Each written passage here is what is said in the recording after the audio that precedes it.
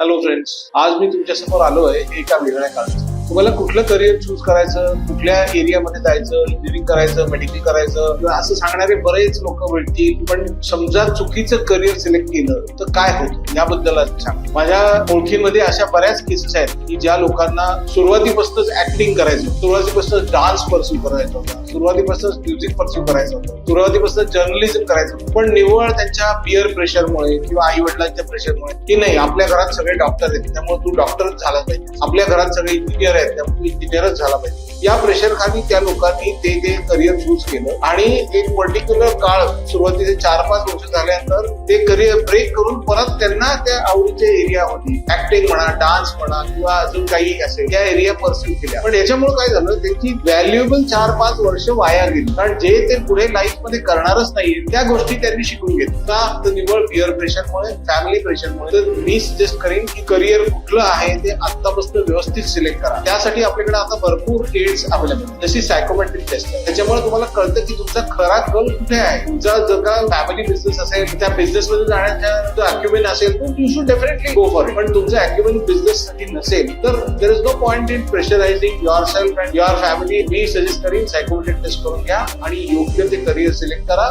आणि भरपूर सक्सेस मिळवा.